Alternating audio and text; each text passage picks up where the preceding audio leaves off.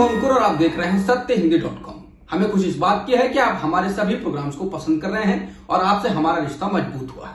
और इस रिश्ते को और मजबूत करने के लिए डिस्क्रिप्शन में दिए गए लिंक पर क्लिक करिए, जिससे हमारा रिश्ता और मजबूत होगा।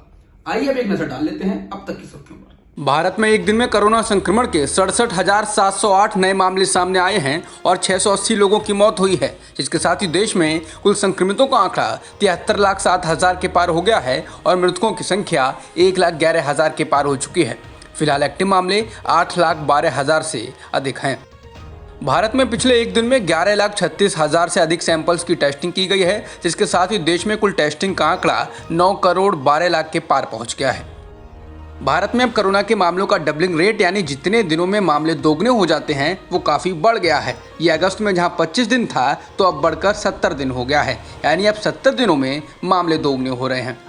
अनलॉक 5 के कई प्रावधान आज से लागू हो गए हैं। इसी के साथ लंबे इंतजार के बाद देश के सिनेमाघर, मल्टीप्लेक्स, स्विमिंग पूल और मनोरंजन पार्क आज से खुल जाएंगे। सिनेमाघरों और मल्टीप्लेक्स के लिए सूचना और प्रसारण मंत्रालय ने विस्तृत गाइडलाइंस जारी की हैं ताकि किसी भी स्थिति में कोरोना संक्रमण बढ़ने की स्थिति पैदा ना हो।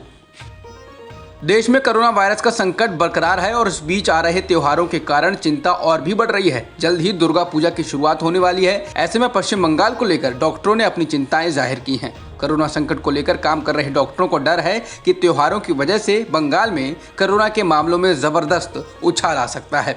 बता दें, मुख्यमंत्री ममता बनर्जी ने राज्य में दुर्गा पूजा मनाने की अनुमति दे दी है।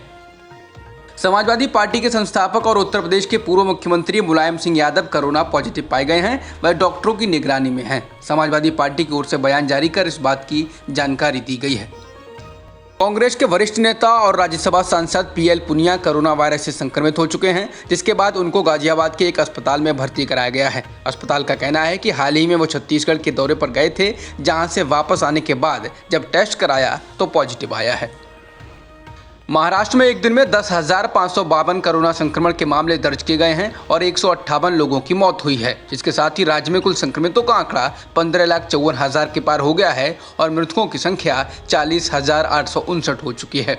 फिलहाल एक्टिव मामले 1,96,000 के पार हैं। आंध्र प्रदेश में एक दिन में 3,892 नए मामले सामने आए हैं और 28 लोगों की मौत हुई है, जिसके साथ ही राज्य में संक्रमितों की संख्या 7,67,000 के पार हो गई है और मृतकों की संख्या 6,319 हो चुकी है। फिलहाल एक्टिव मामले 41,669 हो चुके हैं। कर्नाटक में एक दिन में 9,000 से अधिक कोरोना संक्रमण के मामले दर्ज किए गए हैं और 75 लोगों की मौत हुई है, जिसके साथ ही राज्य में कुल संक्रमितों का आंकड़ा 7,35,000 के पार हो गया है और मृतकों की संख्या 10,198 हो चुकी है। फिलहाल एक्टिव मामले 1,13,000 के पार हैं। उत्तर प्रदेश में एक दिन में 2,778 नए मामले सामने आए हैं और 41 लोगों की जान गई है, जिसके साथ ही राज्य में संक्रमितों का आंकड़ा 4,44,000 के पार हो गया है और मृतकों की संख्या 6,507 हो चुकी है। फिलहाल एक्टिव मामले लगभग 37,000 हैं। दिल्ली में एक दिन में 3,324 नए मामले सामने आए और 44 लोगों की मौत हुई है, जिसके साथ ही दिल्ली में कुल संक्रमितों का आंकड़ा 3,17,000 के पार हो गया है और मृतकों की संख्या 5,898 हो गई है। फिलहाल एक्टिव मामले करीब 22,000 हैं।